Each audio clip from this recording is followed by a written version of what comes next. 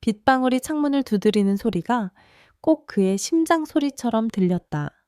아니, 어쩌면 내 심장이었을지도 모른다. 그의 단단한 가슴에 뺨을 대고 있어서 두 개의 고동이 하나처럼 울리고 있었다. 낯선 남자의 채취와 익숙한 섬유유연제 냄새가 뒤섞여 코끝을 간지럽혔다. 모든 것이 비현실적이었다. 이 남자는 내 가장 친한 친구, 미주의 남편, 재혁 씨였다. 그의 손가락이 내 등을 부드럽게 쓸어내렸다. 소름이 돋았지만 그건 추워서가 아니었다. 끔찍한 과거의 기억이 만들어낸 조건 반사적인 공포와 난생 처음 느껴보는 안전함이 주는 전율이 뒤섞인 뭐라 설명할 수 없는 감각이었다. 그의 품 안에서 나는 길 잃은 아이가 된 것 같기도 했고 동시에 모든 것을 망가뜨린 악녀가 된 것 같기도 했다. 죄책감이 파도처럼 밀려왔지만 그 파도 아래에는 기이한 평온함이 있었다. 적어도 지금 이 순간만큼은 나를 괴롭히던 악몽들이 잠잠했다. 어떻게 이런 일이 벌어진 걸까? 불과 몇 시간 전만 해도 나는 소파에 앉아 차갑게 식은 와인을 홀짝이고 있었다. 귓가에는 미주의 울음 섞인 목소리가 맴돌았다. 서연아, 나 정말 어떻게 해야 할지 모르겠어. 그 사람 정말 너무 힘들어. 수화기 너머로 들려오는 친구의 목소리는 절망으로 가득 차 있었다. 남편 재혁 씨가 또다시 그녀를 외롭게 만들었다는 늘 반복되는 레퍼토리였다. 그는 무심하고 차갑고 자신만의 세상에 갇혀 그녀를 돌아보지 않는다는 것이었다. 미주는 그를 사랑했지만 그 사랑은 텅 빈 방에서 홀로 외치는 메아리 같다고 했다. 그는 나를 보지 않아. 그냥 내 옆을 통과해서 지나가 버리는 것 같아. 나는 투명 인간이야. 그녀의 말을 듣는 동안 내 안에서는 연민과 함께 희미한 분노가 피어올랐다. 그 분노는 온전히 미주를 위한 것이 아니었다. 그것은 내 과거의 상처에서 비롯된 것이었다. 사랑이라는 이름으로 행해지는 무관심과 폭력이 얼마나 한 사람의 영혼을 파괴하는지 나는 뼈저리게 알고 있었다. 미주가 겪는 외로움이 내 과거의 고통과 겹쳐지면서 재혁이라는 남자는 나에게 있어 친구를 괴롭히는 가해자의 형상으로 각인되었다. 전화를 끊고 나서도 나는 오랫동안 움직일 수 없었다. 알코올이 이성을 마비시키고 감정을 증폭시켰다. 미주의 눈물이 내 눈물처럼 느껴졌고 그녀의 상처가 내 상처인 양 아팠다. 그리고 충동적인 생각이 머리를 스쳤다. 내가 직접 그를 만나야겠다고. 미주가 왜 힘들어하는지, 당신이 대체 어떤 사람이기에 내 소중한 친구를 이토록 아프게 하는지 직접 내 눈으로 확인하고 따져야겠다고. 그는 지금쯤 혼자 있을 터였다. 미주는 친구들과의 약속으로 외박을 한다고 했다. 나는 재킷을 걸치고 집을 나섰다. 빗줄기는 내 결심을 재촉하는 것처럼 거세졌다. 그들의 아파트 초인종을 눌렀을 때 나는 무슨 말을 해야 할지 전혀 준비가 되어 있지 않았다. 단지 설명할 수 없는 의무감과 분노에 이끌려 행동했을 뿐이다. 문이 열리고 예상대로 재혁 씨가 서 있었다. 그는 늘 그렇듯 무표정한 얼굴이었지만 어딘지 모르게 지쳐 보였다. 서연 씨, 이 시간에 어쩐 일로? 그의 목소리는 낮고 차분했다. 나는 그의 눈을 똑바로 마주하며 집 안으로 들어섰다. 미주 때문에 왔어요. 미주가 얼마나 힘들어하는지 알고는 있는 거예요. 내 목소리는 생각보다 더 날카롭게 나갔다. 그는 잠시 놀란 듯 했지만 이내 문을 닫고 나를 거실로 안내했다. 아파트는 고요했다. TV에서는 소리 없이 뉴스가 흐르고 있었고 창밖의 빗소리만이 정적을 채웠다. 그는 소파에 앉지 않고 창가에 서서 밖을 내다봤다. 그의 넓은 등이 유난히 외로워 보였다. 미주가 또 당신에게 하소연했나 보군요. 그의 말에는 체념이 섞여 있었다. 나는 그를 몰아쓰려던 원래의 목적을 잠시 잊었다. 하소연이 아니에요. 그건 상처예요. 당신의 무관심이 미주에게 얼마나 큰 상처를 주는지 당신은 정말 모르는 것 같아요. 그가 천천히 돌아섰다. 어두운 조명 아래 그의 얼굴에 드리워진 그림자가 그를 더욱 읽기 힘든 사람으로 만들었다. 하지만 그의 눈은, 그 깊고 고요스요한 눈은 무언가를 말하고 있었다. 그건 분노도 변명도 아니었다. 깊은 피로감과 슬픔이었다. 내가 어떻게 해야 합니까? 그가 나직이 물었다. 나는 그냥 나 자신으로 사는 법밖에 모르는데 그게 미주를 아프게 한다면 나는 어떻게 해야 하는 거죠? 그 순간 나는 할 말을 잃었다. 내가 상상했던 이기적이고 냉혈한 남자의 모습은 어디에도 없었다. 내 앞에 서 있는 것은 그저 관계에 서툴고 사랑하는 법을 잊어버린, 그리고 어쩌면 나만큼이나 외로운 한 남자일 뿐이었다. 우리 사이에는 긴 침묵이 흘렀다. 빗소리만이 시끄럽게 울었다. 나는 그의 눈에서 시선을 뗄 수 없었다. 그의 고독이 내게로 전염되는 것 같았다. 나도 모르게 한 걸음 그에게 다가갔다. 무슨 생각이었는지 모르겠다. 위로하고 싶었던 걸까? 아니면 그의 고독 속에서 나의 고독을 확인하고 싶었던 걸까? 힘든 건 미주만이 아닐지도 모르겠네요. 내 입에서 나온 말은 나조차 놀라게 했다. 그는 아무 말도 하지 않았다. 그저 나를 바라볼 뿐이었다. 그리고 나는 내 안에 무언가가 부서지는 것을 느끼며 천천히 손을 뻗어 그의 뺨에 가져다 댔다. 그의 피부는 차가웠지만 내 손길에 놀라 움찔거리지는 않았다. 오히려 그는 가만히 눈을 감았다. 그 작은 움직임이 내 안의 마지막 둑을 무너뜨렸다. 나는 까치발을 들고 그의 입술에 내 입술을 포겠다.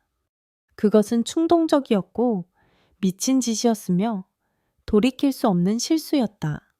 하지만 그의 입술이 조심스럽게 내 입술에 화답했을 때, 그의 팔이 조심스럽게 내 허리를 감쌌을 때, 나는 이 실수가 내가 오랫동안 갈망해왔던 구원일지도 모른다고 생각했다. 다시 현재로 돌아와 그의 품에 안겨 그의 심장 소리를 듣는다. 빗소리는 여전히 창문을 때리고 있다. 나는 친구를 배신했다. 나는 선을 넘었다. 하지만 이 지옥 같은 현실 속에서 나는 역설적이게도 아주 오랫동안 잊고 있던 평온함을 느끼고 있었다. 그의 서툴지만 다정한 손길 아래 내 몸과 마음의 상처가 아주 조금씩 아물고 있는 것만 같았다. 새벽의 희미한 빛이 커튼 틈새를 비집고 들어와 방 안을 잿빛으로 물들였다. 나는 낯선 침대의 감촉에 눈을 떴다. 모든 것이 느린 화면처럼 느껴졌다. 옆을 돌아보자 잠든 줄 알았던 재혁 씨가 나를 가만히 바라보고 있었다. 그의 눈은 어젯밤보다 더 깊고 복잡한 감정들로 채워져 있었다. 당황, 후회, 그리고 알 수 없는 무언가. 그의 시선 아래 나는 처음으로 내가 완전히 벌거벗고 있다는 사실을 깨달았다. 갑자기 밀려오는 수치심과 공포에 황급히 이불을 끌어당겨 몸을 가렸다. 어젯밤의 기이한 평온함은 온데간데 없고 차가운 현실의 무게가 심장을 짓눌렀다. 내가 무슨 짓을 한 거지? 여긴 내 친구의 집이고 내 옆에 누워있는 남자는 내 친구의 남편이다. 정신이 번쩍 들었다. 미주가 언제 돌아올지 모른다. 나는 침대에서 뛰쳐나오듯 일어났다. 바닥에 어지럽게 널린 옷가지들을 허둥지둥 주워 입었다. 그의 시선이 등 뒤에 모처럼 박혀있는 것이 느껴졌다. 옷을 다 입고 나서도 나는 차마 그를 돌아볼 용기가 나지 않았다. 서연 씨, 그가 나직이 불렀다. 나는 문고리를 잡은 채로 멈춰 섰다. 어젯밤 일은 그가 말을 시작했지만 이내 멈췄다. 무슨 말을 할 수 있겠는가? 실수였다고? 아니면 서로의 외로움이 빚어낸 필연이었다고? 어떤 말도 이 상황을 정당화할 수는 없었다. 미안합니다. 결국 그가 내뱉은 말은 사과였다. 그 사과가 누구를 향한 것인지 불분명했다. 나, 아니면 미주, 혹은 우리 모두? 나는 아무 대답도 하지 못하고 도망치듯 그 집을 빠져나왔다. 아직 잠에서 깨지 않은 도시의 거리를 걸으며 나는 미친 사람처럼 웃음이 터져 나오는 것을 겨우 참았다. 새벽 공기는 차가웠지만 뺨은 불타는 것처럼 뜨거웠다. 모든 것이 한편의 저질막장 드라마 같았다. 친구의 남편과 하룻밤을 보낸 여자. 이제 나는 그런 사람이 되어버렸다. 집에 도착하자마자 욕실로 달려가 샤워기 손잡이를 끝까지 돌렸다. 뜨거운 물줄기가 몸을 때렸지만 그의 흔적을 씻어낼 수는 없었다. 그의 채취, 그의 손길, 그의 눈빛, 모든 것이 내 감각에 선명하게 새겨져 있었다. 나는 피부가 벌개지도록 몸을 문질렀다. 씻겨나가야 하는 것은 내 몸의 더러움이 아니라 내 영혼을 잠식하는 죄책감이었다. 샤워를 마치고 나왔을 때 테이블 위에 놓인 핸드폰이 미친 듯이 울리고 있었다. 화면에 떠오른 이름, 내 사랑 미주. 심장이 바닥으로 쿵 떨어지는 것 같았다. 나는 숨을 죽인 채 벨소리가 끊어지기만을 기다렸다. 전화가 끊기고 곧바로 메시지가 도착했다. 서연아, 어디야? 전화 왜 안 받아? 어젯밤에 무슨 일 있었어? 손가락이 떨려 답장을 할 수 없었다. 나는 핸드폰을 뒤집어 놓고 소파 깊숙이 몸을 파묻었다. 눈을 감자 어젯밤의 일들이 파노라마처럼 스쳐 지나갔다. 그의 품 안에서 느꼈던 안정감, 내 상처를 어루만지던 그의 조심스러운 손길, 그것은 분명 배신이었지만 동시에 구원이기도 했다. 바로 그때 내 안에서 또 다른 목소리가 속삭이기 시작했다. 그것은 자기 합리화라는 이름의 교활한 악마였다. 이건 미주를 위한 일이었어. 그들의 문제가 뭔지 알아내기 위해선 어쩔 수 없었어. 재혁 씨도 괴로워하고 있었잖아. 그는 결코 미주가 말하는 그런 나쁜 남자가 아니야. 오히려 그가 피해자일지도 몰라. 나는 그저 두 사람을 이해하고 싶었을 뿐이야. 터무니없는 변명이라는 것을 알면서도 나는 필사적으로 그 목소리에 매달렸다. 그렇지 않으면 죄책감의 무게에 짓눌려 미쳐버릴 것 같았다. 나는 피해자다. 나는 내 과거의 상처 때문에 어쩔 수 없이 흔들렸을 뿐이다. 그리고 나는 친구를 돕고 싶었던 선의의 희생자다. 이런 생각들을 퍼즐 조각처럼 꿰맞추며 나는 서서히 나 자신을 위한 방어벽을 쌓아 올리기 시작했다. 멍하니 창밖을 바라보고 있는데 문득 선반 위에 놓인 낡은 액자가 눈에 들어왔다. 몇 년 전 헤어진 그 남자와 함께 찍은 사진이었다. 사진 속의 나는 지금보다 훨씬 어렸고 어색하게 웃고 있었다. 그 미소 뒤에 숨겨진 공포와 고통을 이제는 나만이 알고 있었다. 순간 기억의 파편이 날카롭게 머리를 파고들었다. 술에 취해 들어와 나를 거칠게 탐하던 그의 손길, 사랑이 아니라 소유욕과 분노를 배설하던 그의 행위, 그에게 안겨 있을 때면 나는 사람이 아니라 감정이 없는 인형이 된 것 같았다. 반항하면 돌아오는 것은 폭력이었고 순종하면 돌아오는 것은 경멸이었다. 그에게 관계는 나를 통제하고 파괴하는 수단일 뿐이었다. 그 끔찍한 기억과 어젯밤 재혁 씨와의 시간이 겹쳐졌다. 재혁 씨는 나를 서두르게 하지 않았다. 그는 내 몸의 작은 떨림 하나하나에 귀를 기울이는 것 같았다. 그는 나를 존중해 주었다. 그의 품 안에서 나는 처음으로 내가 대상이 아니라 존재로 대우받고 있다는 느낌을 받았다. 이 극명한 대비가 내 머릿속을 더욱 혼란스럽게 만들었다. 재혁 씨가 내게 준 것은 단순한 육체적 쾌락이 아니었다. 그것은 상처받은 내 영혼에 대한 위로였고, 잃어버렸던 여성으로서의 자존감을 되찾게 해준 치유의 행위였다. 그래, 이건 치유였어. 나는 중얼거렸다. 그 생각에 이르자 죄책감이 조금은 옅어지는 것 같았다. 배신이라는 행위 위에 치유라는 그럴듯한 포장지를 씌우기 시작한 것이다. 나는 미주를 배신했지만 그로 인해 나는 구원받았다. 그렇다면 이것은 마냥 나쁘기만 한 일은 아닐지도 모른다. 이 위험한 생각은 독처럼, 그러나 달콤하게 내 온몸으로 퍼져나갔다. 뒤집어 놓았던 핸드폰이 다시 진동했다. 미주에게서 온 메시지였다. 걱정되잖아. 무슨 일 있으면 꼭 연락 줘. 나는 한참 동안 그 메시지를 바라보았다. 이제 나는 그녀를 어떻게 대해야 할까? 어떤 얼굴로 그녀를 마주해야 할까? 나는 그녀의 가장 친한 친구인 동시에 그녀의 등 뒤에 비수를 꽂은 배신자였다. 이 비밀을 안고 나는 과연 예전처럼 그녀를 대할 수 있을까? 거울 앞에 섰다. 거울 속에는 낯선 여자가 서 있었다. 눈은 퀭하고 입술은 부르텄지만 그 눈빛 깊은 곳에는 전에는 없었던 기묘한 생기가 돌고 있었다. 그것은 하룻밤의 일탈이 남긴 위험한 낙인이었다. 나는 그 여자에게 조용히 물었다. 너는 이제 누구지? 며칠 동안의 도피는 결국 끝이 났다. 더 이상 미주의 연락을 무시할 수 없다는 것을 알았다. 이런 식의 회피는 의심만 키울 뿐이었다. 나는 심호흡을 하고 그녀에게 전화를 걸어 우리가 자주 가던 카페에서 만나자고 했다. 목소리가 떨리지 않도록 온 신경을 집중해야 했다. 약속 장소에 먼저 도착한 나는 창가 구석 자리에 앉았다. 밖으로는 분주한 도시의 풍경이 펼쳐졌지만 내 세상은 이 작은 테이블 안에 갇혀 있는 것 같았다. 메뉴판의 글자들이 눈에 들어오지 않았다.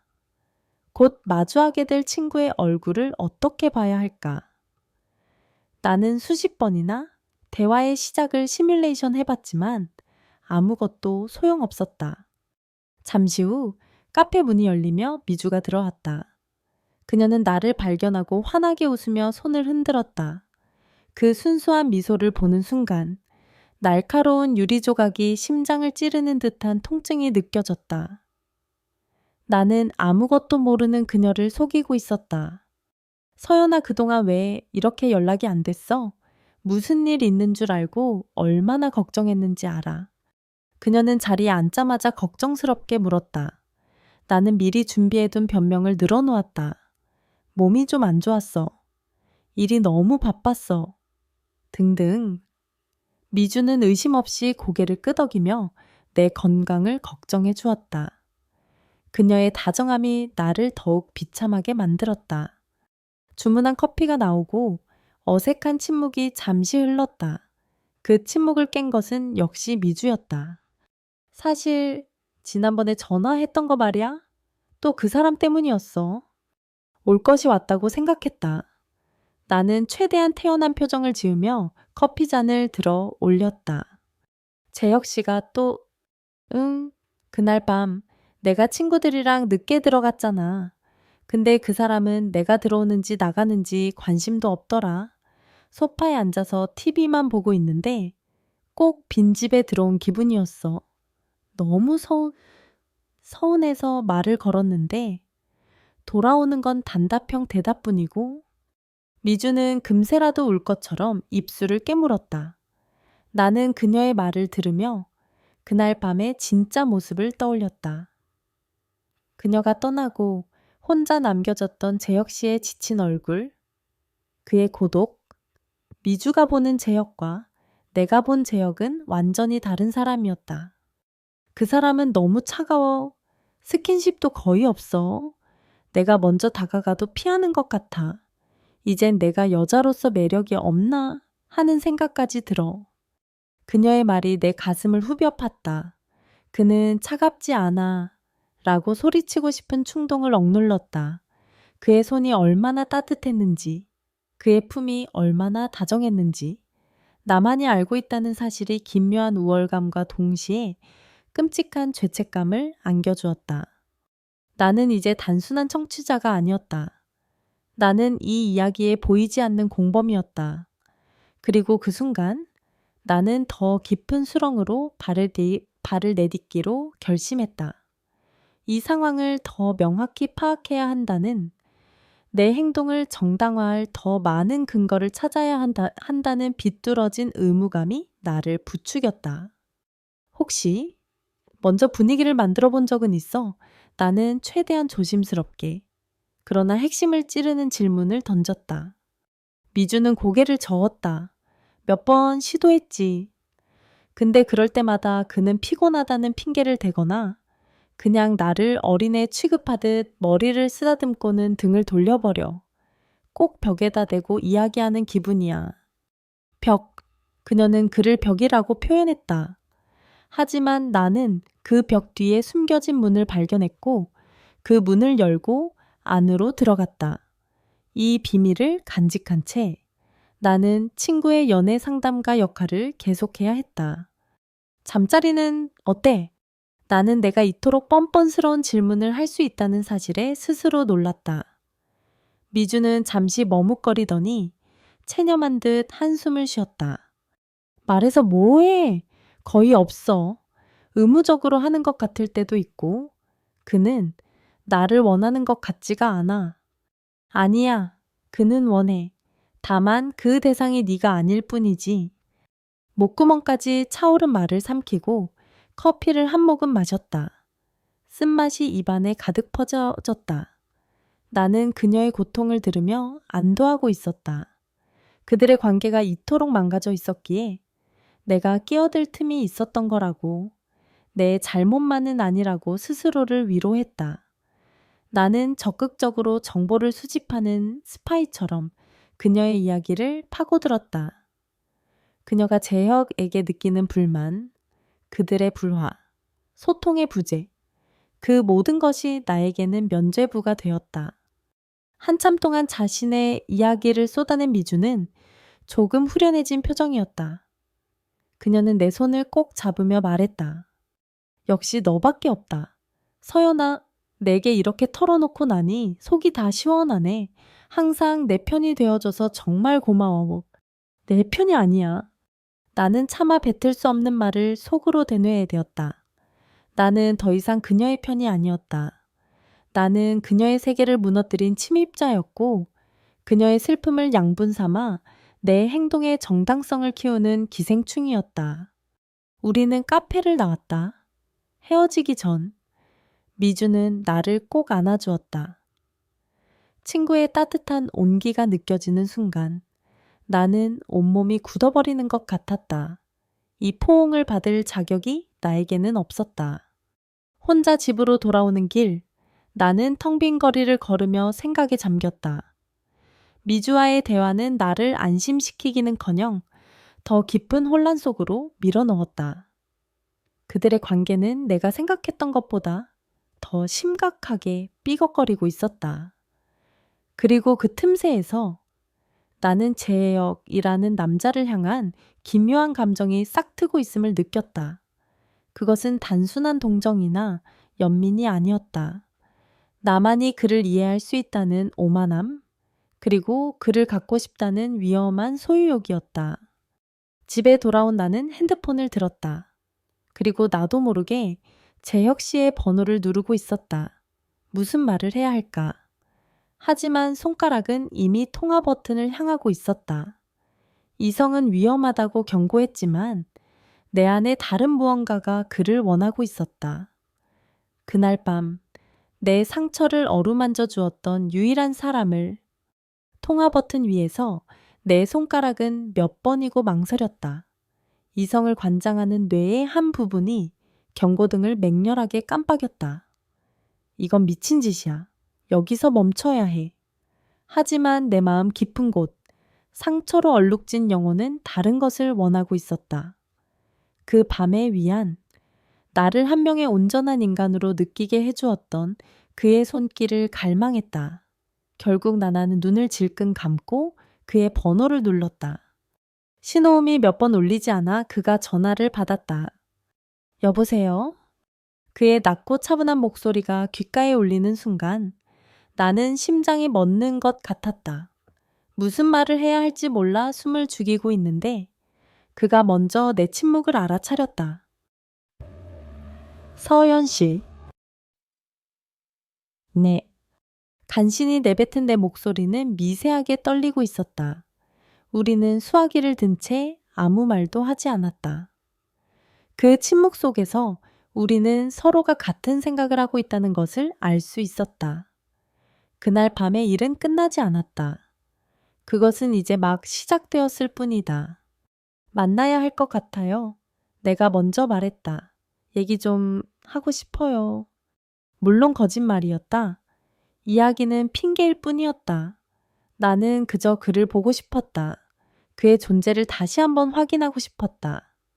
예, 알겠습니다. 어디서 볼까요?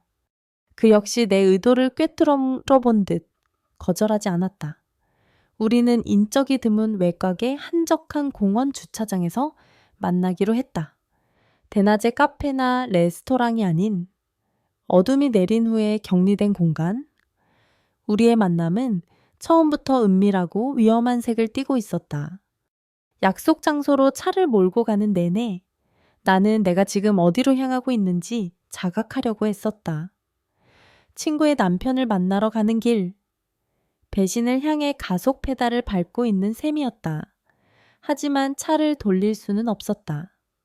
자석처럼 강력한 힘이 나를 그에게로 이끌고 있었다. 주차장 구석에 그의 차가 먼저 와서 기다리고 있었다. 나는 그 옆에 차를 세우고 잠시 망설였다. 지금이라도 도망쳐야 할까? 하지만 그가 차에서 내려 내게로 다가오는 것을 본 순간 모든 이성적인 생각이 마비되었다.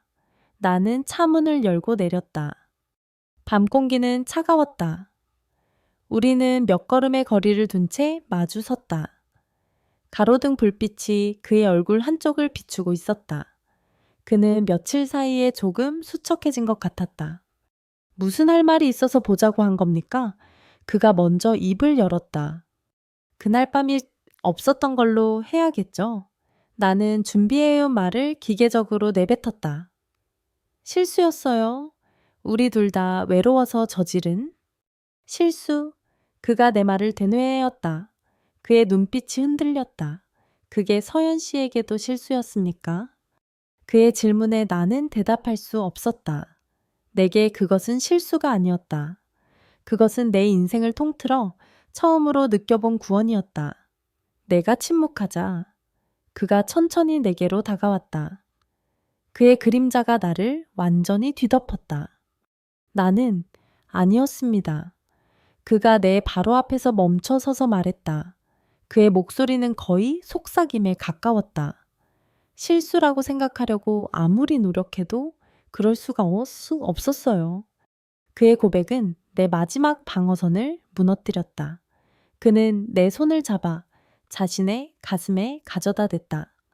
단단한 가슴팍 아래로 그의 심장이 세차게 뛰고 있는 것이 느껴졌다. 내 심장도 그에 맞춰 미친 듯이 울렸다. 다시 당신을 만지고 싶었어요. 그의 말이 끝나기가 무섭게 그의 입술이 내 입술을 덮쳤다. 첫 번째 키스처럼 충동적이지 않았다. 이번에는 훨씬 더 깊고 절박하고 서로의 마음을 확인하는 듯한 키스였다. 나는 그의 목을 끌어안았다. 이성의 끈을 완전히 놓아버렸다. 우리는 그의 차 안으로 자리를 옮겼다. 좁은 공간은 우리의 숨결과 천으로 금세 뜨거워졌다. 창밖은 완벽한 어둠이었고 세상에 오직 우리 둘만 남겨진 것 같았다. 그는 내 옷을 벗기지 않았다. 대신 그는 내 옷 위로 내 몸의 모든 곡선을 천천히 더듬었다. 마치 깨지기 쉬운 보물을 다루는 듯한 그의 손길에 과거의 상처가 만들어낸 내 몸의 방어 기제가 속수무책으로 허물어졌다. 이번에는 달랐다. 첫 번째 만남이 혼돈과 충동의 산물이었다면 두 번째 만남은 명백한 선택이었다. 나는 내가 무엇을 하고 있는지 정확히 알고 있었다. 그리고 그것을 원하고 있었다. 무서워요. 나도 모르게 진심이 흘러나왔다. 과거의 그림자가 어김없이 나를 찾아왔다. 친밀함 뒤에 따라올 고통에 대한 뿌리 깊은 공포. 그러자 그가 움직임을 멈추고 내 눈을 깊이 들여다봤다. 내가 당신을 아프게 하지 않을 겁니다. 그의 목소리에는 흔들림 없는 확신이 있었다. 그는 나를 안심시키려는 듯 내 이마와 뺨, 눈꺼풀에 부드럽게 입을 맞췄다. 그의 행동에는 욕망보다 더 깊은 무언가가 있었다. 연민, 이해, 그리고 상처받은 영혼에 대한 조심스러운 위로. 그는 내 손을 잡고 스스로 그의 몸을 탐색하게 했다. 그는 내게 통제권을 주었다. 모든 것이 나의 속도에 맞춰졌다. 그의 인내심 있는 기다림 속에서 나는 처음으로 내 몸의 주인이 된 기분을 느꼈다. 공포는 서서히 옅어지고 그 자리에는 새로운 감각이 피어올랐다. 그것은 온전한 신뢰와 받아들여짐의 감각이었다. 나는 더 이상 과거의 희생자가 아니었다. 나는 현재를 느끼고 욕망하고 살아있는 여자였다. 그날 밤 차가운 가죽 시트 위에서 우리는 다시 하나가 되었다. 그것은 죄로 얼룩진 행위였지만 나에게는 가장 성스러운 치유의 의식이었다. 그의 품 안에서 절정에 달했을 때 나는 짧은 환희와 함께 눈물을 터뜨렸다. 고통이 아니라 해방의 눈물이었다. 수년간 나를 억압해왔던 감옥에서 풀려나는 듯한 기분이었다. 모든 것이 끝나고 우리는 한참 동안 아무 말 없이 서로를 안고 있었다. 차창에 김이 서렸다. 밖은 여전히 고요했고 우리의 거친 숨소리만이 좁은 차 안을 가득 채웠다. 열정적인 순간이 지나가자 차가운 현실이 다시 고개를 들었다. 우리는 이제 어떻게 되는 걸까? 이것은 더 이상 하룻밤의 실수가 아니었다. 우리는 돌이킬 수 없는 강을 건넜다. 우리의 관계는 이제 막 진짜 위험한 시작을 알리고 있었다. 우리의 비밀스러운 만남은 계속되었다. 우리는 도시의 소음에서 벗어난 곳, 서로의 존재에만 집중할 수 있는 곳에서만 만났다. 그의 차 안, 인적이 끊긴 강변, 혹은 그가 가끔 일 때문에 들르는 비어있는 오피스텔 모델하우스 같은 곳이었다. 각각의 장소는 우리의 일탈을 위한 임시적인 성소가 되었다. 죄책감은 여전히 그림자처럼 나를 따라다녔지만 그와 함께 있을 때만큼은 그 그림자가 옅어졌다. 그날도 우리는 한강이 내려다 보이는 주차장 구석에 차를 세우고 있었다. 모든 것이 끝나고 난 뒤에 나른한 평온함 속에서 나는 그의 가슴에 머리를 기댄 채 창밖의 불빛들을 바라보고 있었다. 그는 내 머리카락을 부드럽게 쓸어 넘기며 손가락으로 내 등을 천천히 어루만졌다. 간지러우면서도 기분 좋은 감각에 나는 고양이처럼 그의 품에 더 깊이 파고들었다. 여기선 안전해요. 그가 나직하게 속삭였다. 그저 다정한 위로의 말이었을 뿐인데 그 말이 내 귀에 꽂히는 순간 내 안에 무언가가 툭 하고 끊어졌다. 안전이라는 단어가 잇고 있던 과거의 지옥문을 여는 열쇠가 되어버렸다. 순식간에 시야가 흐려지고 제혁의 차 안이 아닌 다른 공간으로 빨려 들어갔다. 곰팡이 냄새가 희미하게 나는 낡은 원룸. 창문은 두꺼운 암막 커튼으로 가려져 있었고 방 안의 유일한 빛은 꺼진 TV 화면에 반사되는 가로등 불빛뿐이었다. 그리고 내 위에는 그 남자, 민혁이 있었다. 민혁. 내 인생의 첫사랑이자 내 영혼의 주윤에 지울 수 없는 흉터를 남긴 남자. 처음 만났을 때 그는 세상에서 가장 다정한 사람이었다. 그의 미소는 따뜻했고 그의 말은 꿀처럼 달콤했다. 나는 그를 운명이라고 믿었다. 미주를 비롯한 내 모든 친구들도 그를 좋은 사람이라며 부러워했다. 하지만 시간이 지나면서 그의 다정함 뒤에 숨겨진 집착과 폭력성이 서서히 드러나기 시작했다. 처음에는 사소한 통제였다. 누구와 만나는지, 어디에 가는지 일일이 보고해야 했고, 그의 마음에 들지 않는 친구들과는 연락을 끊어야 했다. 나는 그것이 사랑의 한 형태라고, 나를 너무 아끼기 때문이라고 스스로를 속였다. 그의 통제는 점점 심해졌다. 의견이 맞지 않으면 언성이 높아졌고, 물건을 집어 던져넣었다. 그리고 마침내 그의 손이 처음으로 내게 날아왔던 날, 그는 울며 용서를 빌었고, 나는 바보처럼 그를 용서했다. 그것이 반복되는 악몽의 시작이었다. 가장 끔찍했던 것은 밤이었다. 그에게 관계는 사랑의 표현이 아니었다. 그것은 철저히 나를 굴복시키고 그의 소유권을 확인하는 의식이었다. 그는 내 고통과 공포를 즐기는 것 같았다. 그날도 그랬다. 내가 그의 전화를 바로 받지 않았다는 사소한 이유로 그는 폭발했다. 그는 술에 취해 있었고 그의 눈은 분노로 이글거렸다. 나는 방구석에서 공처럼 몸을 만 채 벌벌 떨고 있었다. 넌 내 거야. 내가 부르면 언제든 대답해야지. 어딜 감히? 그는 내 머리채를 잡고 침대로 끌고 갔다. 저항하려는 내게 그는 비웃으며 속삭였다. 괜찮아, 괜찮아. 가만히 있으면 안전할 거야. 안전. 그 단어는 축복이 아니라 저주였다. 그의 손길이 닿는 곳마다 내 영혼은 비명을 질렀다. 나는 고통을 느끼지 않기 위해 필사적으로 내 몸에서 정신을 분리하려고 했었다. 나는 여기에 없다. 이건 내가 아니다. 나는 천장에 매달린 낡은 형광등이다. 나는 창밖을 스쳐 지나가는 바람이다. 그렇게 나를 지워나가는 동안 그는 짐승처럼 내 몸을 탐했다. 모든 것이 끝나고 그가 내 옆에 쓰러져 잠들었을 때 나는 숨도 제대로 쉬지 못하고 죽은 듯이 누워만 있었다. 내 몸은 더 이상 내 것이 아니었다. 그것은 그가 남기고 간 상처와 수치심으로 가득 찬 감옥일 뿐이었다. 서연 씨, 정신 차려요. 재혁의 다급한 목소리가 나를 지옥 같은 기억의 심연에서 끌어올렸다. 눈을 뜨자 눈물로 범벅이 된 내 얼굴을 들여다보는 그의 걱정스러운 눈빛과 마주쳤다. 나는 숨을 제대로 쉴 수가 없었다. 심장이 터질 것처럼 뛰었고 온몸이 사시나무처럼 떨렸다. 과호흡.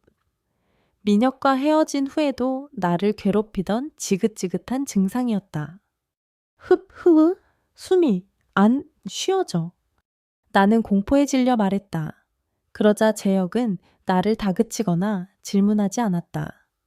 그는 나를 단단히 끌어안고 내 등을 천천히 쓸어내리며 말했다. 괜찮아요. 내 숨소리를 따라 해봐요. 천천히, 학! 그는 내 귀에 대고 자신의 숨소리를 들려주었다. 나는 필사적으로 그의 숨소리에 집중했다. 그의 심장박동, 그의 그의 차분한 목소리, 그의 존재가 밧줄이 되어 나를 과거의 급류에서 현재로 건져 올리고 있었다. 얼마나 지났을까? 거칠었던 내 호흡이 서서히 안정을 되찾았다. 몸의 떨림도 조금씩 잦아들었다. 나는 완전히 탈진한 채 그의 품에 기대어 헐떡였다. 그는 아무것도 묻지 않았다. 왜 그랬는지, 무슨 일이 있었는지. 그는 그저 담요를 가져와 내 몸을 감싸주고 내가 진정될 때까지 묵묵히 내 곁을 지켜주었다. 그의 침묵은 그 어떤 위로의 말보다 더 큰 힘을 가지고 있었다. 그는 내 상처를 캐내려 하지 않고 그저 지금의 나를 있는 그대로 받아들여 주었다. 한참 후에야 나는 간신히 입을 열었다. 미안해요. 이런 모습 보여서. 사과하지 말아요. 그가 내 머리를 부드럽게 쓰다듬으며 말했다. 울고 싶으면 울어요. 소리 지르고 싶으면 소리 질러도 되고 당신이 어떤 모습이든 나는 여기 있을 거니까. 그의 말에 나는 결국 참았던 울음을 터뜨리고 말았다. 아이처럼 서럽게 소리내어 울었다. 수년간 아무에게도 말하지 못하고 가슴속에 응어리져 있던 고통과 슬픔이 눈물과 함께 쏟아져 나왔다. 그는 내가 지쳐 잠이 들 때까지 단 한순간도 나를 놓지 않고 안아주었다. 그의 품 안에서 나는 아주 오랜만에 평화로운 잠에 빠져들었다. 악몽도 공포도 없는 깊은 잠이었다. 나는 여전히 세상에서 가장 끔찍한 배신자였지만 역설적이게도 그 배신 속에서 내 영혼은 아주 조금씩 치유되고 있었다. 그날의 사건 이후 우리 사이에는 미묘하지만 분명한 변화가 생겼다. 재혁 씨와 나는 더 이상 육체적인 위안만을 갈구하는 공범자가 아니었다.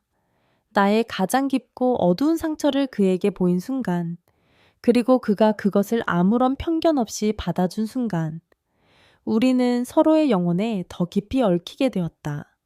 우리의 만남은 이제 대화로 시작해서 대화로 끝나는 경우가 많아졌다. 우리는 서로에 대해 알아가기 시작했다. 마치 이제 막 연애를 시작하는 연인들처럼, 그러나 우리는 결코 연인이 될 수 없다는 비극적인 사실을 전제한 채로 한 번은 그가 내게 물었다. 그때 괜찮으냐고 묻지 않겠습니다. 대신 지금은 어떻습니까? 그는 과거의 트라우마를 직접적으로 들추지 않는 배려를 보여주었다.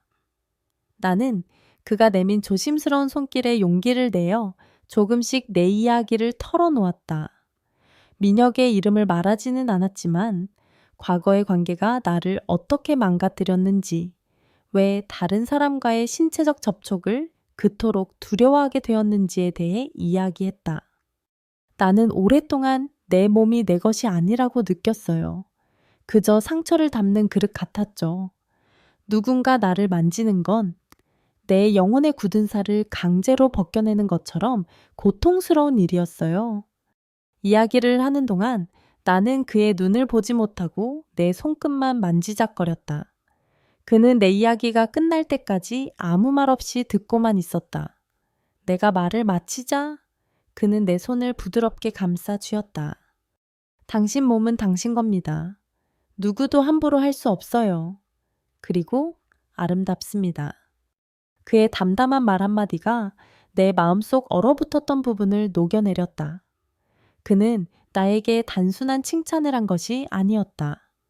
그는 내 존재 자체를 긍정해주고 있었다. 나의 솔직함은 그에게도 용기를 주었다. 그는 처음으로 미주와의 관계에 대해 자신의 진짜 속마음을 털어놓기 시작했다. 사람들은 우리가 완벽한 부부인 줄 알죠. 미주도 그렇게 믿고 싶어 하는 것 같고, 하지만 우리는 같은 집에 사는 룸메이트나 다름없어요. 그의 목소리에는 깊은 외로움이 배어 있었다. 그는 미주를 사랑하지 않는 것이 아니라고 했다. 다만 그들의 사랑은 서로 다른 주파수를 가진 라디오처럼 끊임없이 어긋나고 있었다. 미주는 활기차고 밝은 사람이죠. 언제나 파티의 중심에 있고 싶어 하고 모든 사람의 관심을 받아야 해요. 나는 그런 그녀의 모습을 사랑했지만 때로는 그 빛이 너무 강해서 내 그림자가 더 짙어지는 기분이 들어요. 그는 회사에서 힘든 일이 있었던 날의 이야기를 해주었다. 그는 누군가에게라도 털어놓고 싶어 미주에게 이야기를 꺼냈지만 그녀는 그의 고통에 공감하기보다 해결책을 제시하는 데에만 급급했다고 했다. 그럼 이렇게 해봐. 저 사람한테 그렇게 말하지 그랬어. 그녀의 조언들은 틀린 말이 아니었지만 그가 원했던 것은 해결책이 아니라 그저 따뜻한 공감과 위로였다. 나는 그냥 힘들었겠다. 그 한마디가 듣고 싶었던 건데 미주는 나를 이해하지 못해요. 아니, 이해하려고 하지 않아요. 그녀에게 나는 남편이라는 역할을 수행해야 하는 사람이지 상처받고 힘들어하는 한 명의 인간이 아닌 거죠. 그의 말을 듣는 동안 나는 미주가 내게 했던 불평들을 떠올렸다. 그녀는 재혁이 무심하고 차갑다고 했다. 하지만 그의 이야기는 다른 진실을 보여주고 있었다. 그는 무심한 게 아니라 상처받는 것이 두려워 마음의 문을 닫아버린 것이었다. 그는 차가운 게 아니라 표현하는 법을 잊어버린 외로운 사람이었다. 우리는 서로의 눈에서 자신을 보았다. 형태는 다르지만 본질은 같은 고독, 사랑하는 사람에게 이해받지 못하고 보이지 않는 존재가 되어버린 상처. 우리는 서로의 상처를 알아보았고 서로의 고독을 위로했다. 그날 이후 우리의 잠자리는 완전히 달라졌다. 이전의 만남이 절박한 갈증을 해소하기 위한 것이었다면 이제는 서로의 영혼을 확인하는 더 없이 소중한 의식이 되었다. 우리는 서두르지 않았다.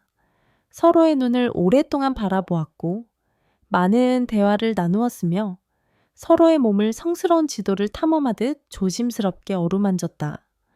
그것은 욕망의 배설이 아니라 영혼의 교감이었다. 나는 더 이상 그와의 관계에서 과거의 그림자를 보지 않았다. 오히려 그의 품 안에서 나는 잃어버렸던 나 자신을 되찾고 있었다. 어느 늦은 밤, 그의 차 안에서 우리는 말없이 서로를 안고만 있었다. 창밖으로는 도시의 불빛이 강물처럼 흐르고 있었다. 그의 규칙적인 심장 소리를 들으며 나는 문득 깨달았다. 이 감정은 더 이상 단순한 위안이나 치유에 대한 갈망이 아니었다.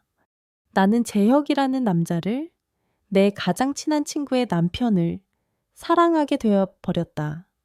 이 깨달음은 구원인 동시에 사형 선고였다. 이 위험한 관계는 이제 걷잡을 수 없는 곳으로 흘러가고 있었다.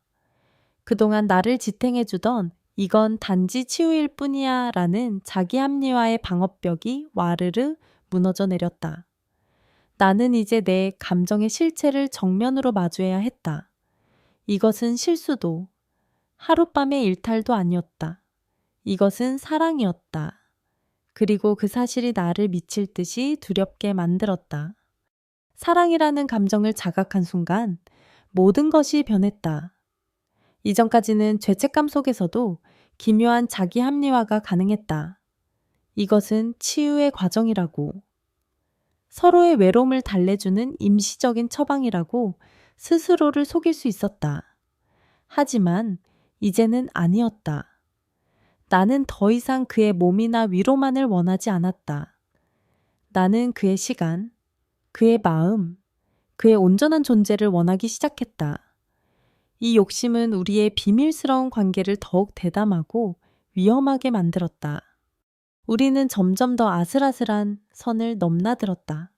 그날도 그랬다.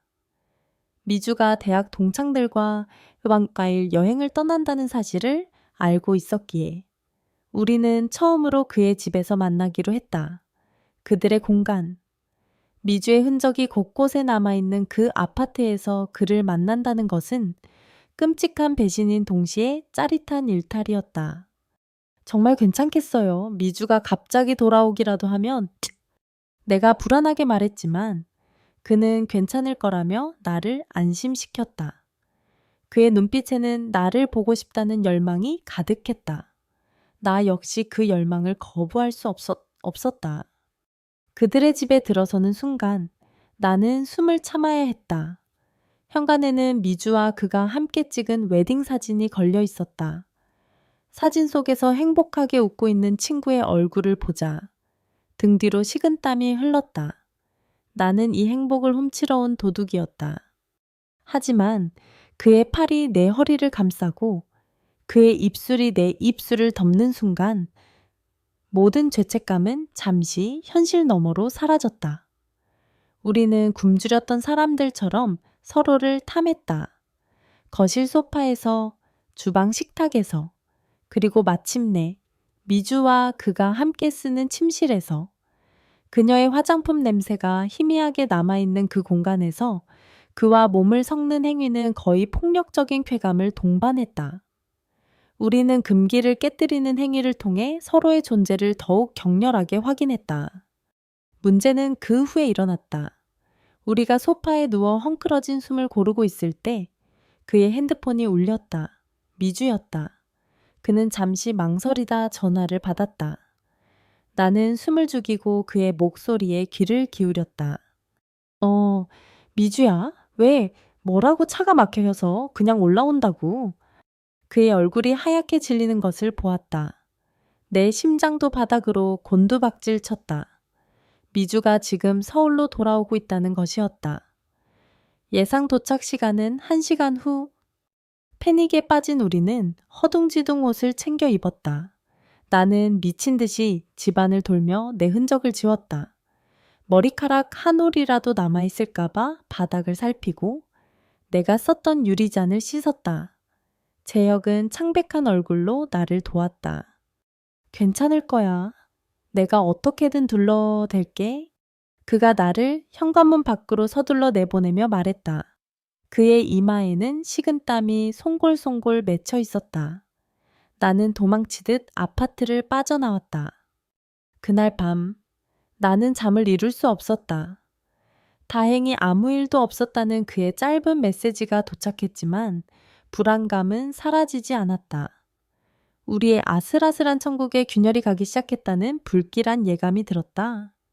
그리고 다음 날 예감은 현실이 되었다. 오후 늦게 미주에게서 전화가 왔다. 그녀의 목소리는 평소와 달리 차갑고 건조했다. 서연아, 잠깐 볼 수 있을까? 응, 그럼.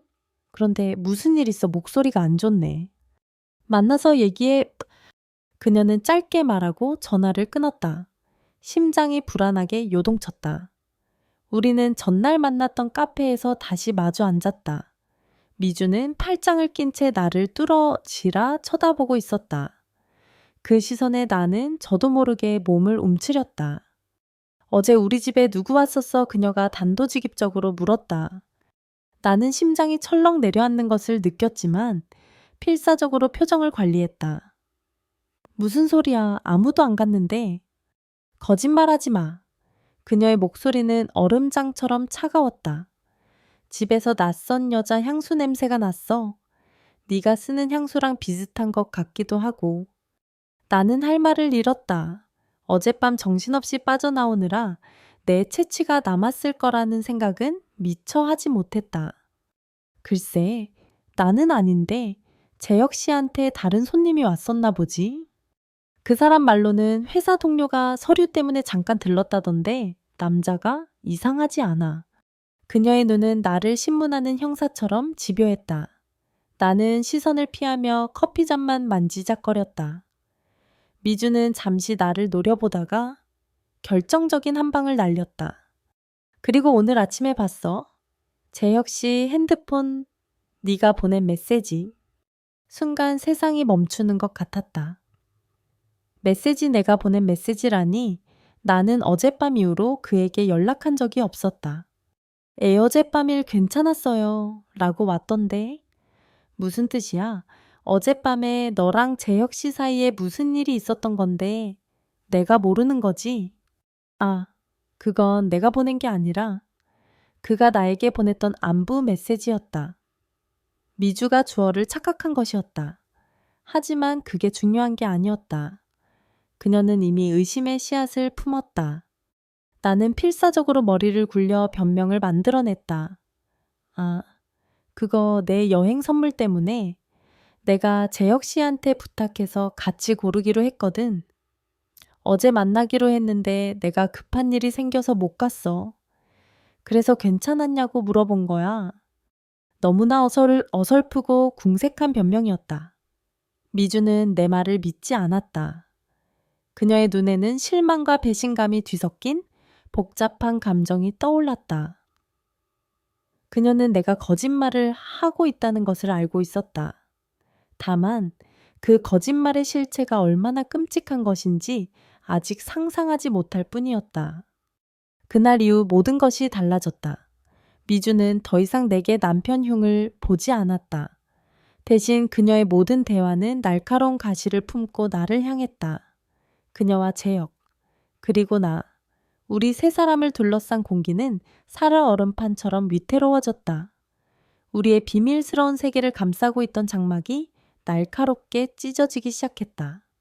그날 이후 며칠 동안 나와 미주 사이에는 얼음 같은 침묵이 흘렀다. 우리는 연락하지 않았다. 그녀의 의심이 단순한 추측이 아니라 거의 확신에 가까워졌다는 것을 알 수 있었다. 나는 매일 살얼음판 위를 걷는 기분으로 살았다. 핸드폰이 울릴 때마다 심장이 내려앉았고 혹시라도 재혁과 함께 있는 모습을 누군가에게 들킬까봐 노심초사했다. 우리의 만남은 더욱 은밀해졌지만 그 안의 불안과 공포는 더욱 커져만 갔다. 결전의 날은 예고 없이 찾아왔다. 주말 오후, 나는 집에서 멍하니 창밖을 보고 있는데 초인종이 울렸다. 인터폰 화면에 나타난 것은 미주의 얼굴이었다. 약속도 없이 나를 찾아온 것은 처음이었다. 심장이 쿵퍽 하고 떨어졌다. 도망칠 곳은 없었다. 나는 최대한 아무렇지 않은 척 현관문을 열었다. 미주는 아무 말 없이 집 안으로 들어섰다. 그녀의 얼굴은 굳어 있었고 눈은 며칠 사이의 마음고생을 보여주듯 붉게 충혈되어 있었다. 앉아. 그녀는 내 집 소파에 앉으며 마치 자기 집인 것처럼 나에게 명령했다. 나는 잠자코 그녀의 맞은편에 앉았다. 거실에는 무거운 침묵이 흘렀다. 나는 그녀가 무슨 말을 할지 알면서도 그 말을 듣는 것이 두려워 입을 열 수 없었다. 우리 언제부터 이렇게 됐지? 미주가 먼저 입을 열었다. 그녀의 목소리는 힘겹게 흘러나왔다. 고등학교 때 생각나. 우리 둘이 맨날 붙어 다니면서 세상에 비밀은 하나도 없다고. 우리는 영원할 거라고 말했었잖아. 나는 지금까지도 그렇게 믿었어. 서연아. 그녀는 과거의 이야기를 꺼내며 내 마음의 가장 약한 부분을 공격했다. 우리의 빛나던 우정. 순수했던 시절의 기억들이 칼날이 되어 나를 베는 것 같았다. 그런데 넌 아니었나 봐. 넌 나한테 비밀이 있었어. 그것도 아주 끔찍한 비밀이. 미주야, 무슨 말을 하고 싶은 거야? 나는 시치미를 떼며 물었지만 내 목소리는 형편없이 떨리고 있었다. 내 눈 똑바로 봐. 그녀가 날카롭게 말했다. 나는 마지못해 고개를 들었다. 그녀의 눈에는 상처와 분노, 그리고 깊은 슬픔이 담겨 있었다. 너? 내 남편이랑 무슨 사이야? 드디어 올 것이 왔다. 그녀는 증거를 가지고 온 것이 아니었다. 그녀는 오직 수년간 쌓아온 우정과 여자로서의 직감만을 가지고 나를 심판대에 세운 것이었다. 여기서 무너지면 모든 것이 끝이었다.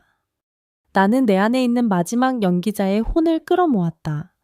나는 상처받은 표정을 지으며 믿을 수 없다는 듯 되물었다. 너? 지금 나한테 무슨 말을 하는 거야? 어떻게 나한테 그런 질문을 할 수가 있어 내가. 재혁 씨랑... 나는 차마 말을 잇지 못하고 입술을 깨물었다. 눈에는 눈물이 고였다. 이 눈물의 절반은 연기였지만 나머지 절반은 진심이었다. 이렇게까지 나 자신을 몰아붙여야 하는 상황과 내 친구를 속여야만 하는 내 자신이 너무나 혐오스러웠다. 내 반응에 미주는 잠시 흔들리는 듯했다. 하지만 그녀는 이내 마음을 다잡고 말을 이었다. 그럼 설명해봐. 그 향수는 뭐고? 그 문자는 뭔데? 네가 요즘 왜 그렇게 나를 피하는지? 재혁 씨만 보면 왜 그렇게 눈빛이 흔들리는지 설명해보라고. 그건 오해야. 나는 목소리를 높였다. 너 요즘 너무 예민한 것도 아니야.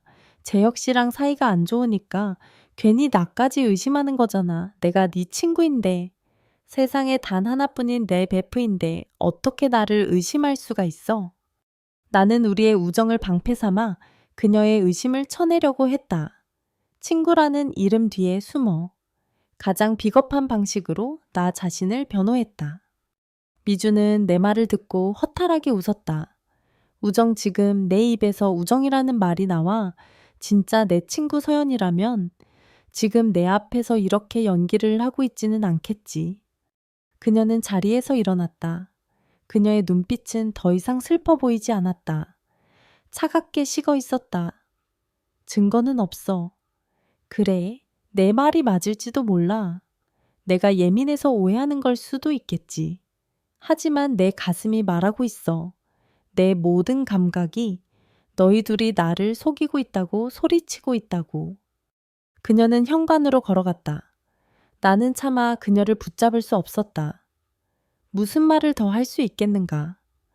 나의 모든 거짓말은 그녀의 직감 앞에서 힘을 잃었다.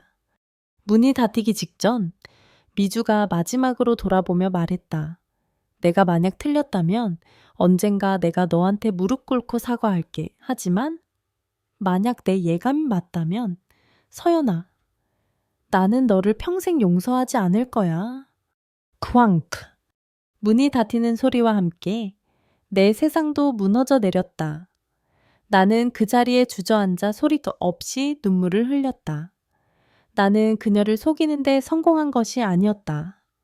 나는 우리의 우정을 내 손으로 완전히 파괴해버렸다. 나는 이겼지만 모든 것을 잃었다.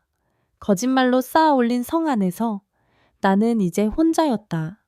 재혁 씨와의 사랑은 나를 구원하는 동시에 나를 가장 깊은 고독 속으로 밀어넣었다. 거실의 정막 속에서 나는 내가 저지른 배신의 무게에 짓눌려 숨조차 쉴 수 없었다. 미주가 떠나고 난 뒤 내 세상은 소리 없이 무너져 내렸다. 우리의 우정은 산산조각 났고 비밀은 언제 터질지 모르는 시한폭탄이 되었다. 나는 재혁을 만나야만 했다. 이 모든 상황을, 이 숨 막히는 공포를 그와 나누지 않으면 정말 미쳐버릴 것 같았다. 그에게 전화를 걸었을 때 그의 목소리도 지쳐있기는 마찬가지였다. 집안의 공기는 얼음장 같았고 미주는 그에게 말 한마디 걸지 않는다고 했다. 그녀의 침묵은 그 어떤 비난보다 더 날카로운 칼이 되어 그를 겨누고 있었다. 우리는 더 이상 예전처럼 만날 수 없었다. 모든 것이 위험했다. 결국 우리는 도시 외곽의 허름한 모텔에서 만나기로 했다. 이름도 기억나지 않는 오직 하룻밤의 비밀만을 위해 존재하는 그런 장소였다. 모텔 복도를 걷는 내내 나는 내가 얼마나 비참한 곳까지 추락했는지 실감했다. 사랑은 우리를 구원한 것이 아니라 더 깊은 지옥으로 끌어들인 족쇄였다. 방문을 열고 들어서자 그가 창가에 서서 나를 기다리고 있었다. 그의 얼굴은 수심으로 가득했다. 우리는 아무 말 없이 서로를 바라보았다. 무슨 말을 할 수 있었을까? 미안하다는 말도 괜찮다는 말도 공허하게 흩어질 뿐이었다. 나는 그에게 다가가 와락 안겼다. 그의 품에서 나는 무너져 내렸다. 어떡해. 이제 우리 어떡해? 그는 내 등을 말없이 토닥여 주었다. 그의 손길은 여전히 다정했지만 그 안에는 깊은 절망감이 새으며 있었다. 우리는 저 끝을 예감하고 있었다. 그날 밤 우리는 마지막 남은 힘을 다해 서로를 탐했다. 그것은 이전의 그 어떤 관계와도 달랐다.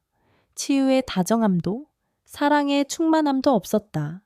오직 절박함과 슬픔, 그리고 곧 닥쳐올 이별에 대한 공포만이 가득했다. 우리의 몸짓은 격렬했지만 그 안에는 애처로운 슬픔이 흐르고 있었다. 우리는 서로의 몸에 마지막 흔적을 새기려는 듯 필사적이었다. 키스는 소금처럼 짰다. 누구의 눈물인지 모를 액체가 우리의 입술 사이로 흘러들었다. 이것은 사랑의 행위가 아니었다. 곧 모든 것을 잃게 될 두 사람이 벌이는 처절한 애도 의식이었다. 그의 안에서 나는 쾌락이 아닌 고통을 느꼈다. 이 남자를 곧 잃게 될 것이라는, 이 품을 다시는 느낄 수 없을 것이라는 끔찍한 진실이 온몸을 파고들었다. 나는 그의 등을 부서져라 끌어안았다. 제발 떠나지 말라고, 나를 혼자 두지 말라고 소리 없는 비명을 질렀다. 그는 내 절망을 알아차린 듯 내 안에 더 깊이 파고들며 흔들리는 나를 붙잡아 주었다. 폭풍 같은 시간이 지나고 우리는 땀과 눈물로 뒤범벅이 된 채 낡은 침대 시트 위에서 서로를 부둥켜 안고 있었다. 방 안에는 정적만이 감돌았다. 열정이 식은 자리에 차갑고 냉정한 현실이 안개처럼 피어올랐다. 우리가 함께 도망치면 어떨까? 내가 먼저 침묵을 깼다. 나조차도 그것이 불가능한 망상이라는 것을 알면서도 지푸라기라도 잡고 싶은 심정이었다. 그는 한참 동안 말이 없다가 내 머리카락을 부드럽게 쓸어 넘기며 말했다. 그럴 수 없다는 거 서연 씨도 알잖아요. 그의 목소리는 체념으로 가득했다. 우리가 만약 함께 한다면 우리는 평생 미주에게 상처를 준 죄인으로 살아야 해요. 우리의 사랑은 배신이라는 독 위에 피어난 꽃이에요. 함께하는 모든 순간이 서로에게 상처를 상기시키는 지옥이 될 겁니다. 그의 말이 맞았다. 우리는 서로의 얼굴에서 친구의 고통을 보게 될 것이고 서로의 행복 속에서 죄책감의 그림자를 발견하게 될 터였다. 우리의 사랑은 시작부터 저주받았다. 그럼 여기서 끝내야 끝내내야 하는 거야. 내 목소리가 가늘게 떨렸다. 그는 대답 대신 나를 더 꽉 끌어안았다. 그의 품의 온기가, 그의 심장 소리가 그렇다고 말하고 있었다. 우리는 서로를 너무나 사랑하게 되었기에 함께 할 수 없다는 잔인한 역설 앞에 서 있었다. 서로를 위해, 그리고 우리가 망가뜨린 모든 것을 위해 우리는 헤어져야만 했다. 더 이상의 대화는 없었다. 우리는 언스포큰 합의에 도달했다. 이것이 우리의 마지막 밤이었다. 새벽이 오기 전 우리는 말없이 옷을 입기 시작했다. 서로의 몸을 향한 시선을 애써 피했다. 옷을 입는 행위가 마치 우리의 관계의 마지막 마침표를 찍는 의식처럼 느껴졌다. 모든 준비가 끝났을 때 그는 나에게 다가와 내 뺨을 부드럽게 감쌌다. 당신을 만난 거 후회하지 않아요. 그의 눈에 눈물이 고였다. 당신 덕분에 나도 살아있는 사람이란 걸 느꼈으니까. 고마웠어요. 정말로? 그 말을 끝으로 그는 내 이마에 마지막으로 입을 맞추고 방을 나섰다. 문이 닫히는 소리가 들리고 나는 텅 빈 방에 홀로 남겨졌다. 나는 침대 가장자리에 주저앉아 무릎 사이에 얼굴을 묻었다. 눈물조차 나오지 않았다. 내 안의 모든 것이 재가 되어버린 기분이었다. 우리의 사랑은 이렇게 끝이 났다. 요란한 비명도, 처절한 다툼도 없이 그저 낡은 모텔방의 차가운 침묵 속에서 조용히 죽어갔다. 나는 이제 이 모든 상처와 비밀을 끌어안고 혼자 아침을 맞이해야 했다. 시간은 가장 무심한 치유사라고 했던가. 그날 이후로 6계절이 바뀌었다. 나는 새로운 동네로 이사를 했고 다니던 회사도 그만두고 오랫동안 꿈꿔왔던 작은 번역 사무실을 차렸다. 내 삶의 많은 것들이 변했다. 재혁 씨와는 그날 모텔에서의 마지막 밤 이후로 단 한 번도 연락하거나 마주치지 않았다. 그와 미주가 결국 이혼했다는 소식은 다른 친구를 통해 건너들었다. 나의 배신이 결정적인 계기가 되었을지도 모르지만 어쩌면 그들의 관계는 내가 끼어들지 않았더라도 언젠가는 끝을 맞이했을 위태로운 성이었다는 생각이 들었다. 그들은 조용히 각자의 길을 가기로 했다고 했다. 그가 지금 어디서 어떻게 지내는지 나는 알지 못한다. 그리고 아마 평생 알지 못할 것이다. 미주와의 관계는 당연하게도 완전히 끝이 났다. 그녀는 내게 어떠한 비난이나 욕설도 퍼붓지 않았다. 그저 내 인생에서 소리 없이 완전히 사라져버렸다. 나는 그녀의 전화번호를 지웠고 그녀가 행복하기를 멀리서 빌어주는 것 외에는 아무것도 할 수 없었다. 내가 저지른 배신의 대가는 혹독했다. 나는 가장 소중했던 친구를 잃었다. 나는 이제 혼자다. 하지만 이상하게도 예전처럼 외롭지는 않았다. 과거에 나는 텅 빈 껍데기 같았다. 상처받은 영혼을 감추기 위해 가시를 세우고 누구에게도 마음을 열지 못하는 고독한 섬이었다. 하지만 재해역과의 관계는 비록 그것이 죄악으로 얼룩졌을지라도 내 안에 얼어붙었던 무언가를 녹여내렸다. 그는 내게 다정한 손길이 무엇인지, 존중받는 관계가 무엇인지 알려주었다. 그는 내 과거의 상처를 끄집어내어 햇볕에 말려주었다. 그 과정에서 우리는 많은 것을 파괴했지만 역설적이게도 나는 나 자신을 되찾았다. 나는 더 이상 내 몸을 수치스러워하지 않았고 과거의 악몽에 시달리며 잠 못 이루는 밤도 거의 없어졌다. 어느 이른 아침 나는 새로 이사한 집의 창가에 서서 떠오르는 해를 바라보고 있었다. 도시가 서서히 잠에서 깨어나는 풍경은 경이로웠다. 커피잔에서 피어오르는 따뜻한 김이 뺨을 간지렸다. 문득 아주 오랜만에 진정한 평온함을 느끼고 있다는 것을 깨달았다. 나는 제역과의 사랑을 후회하는가? 아니, 감히 후회한다고 말할 수 없다.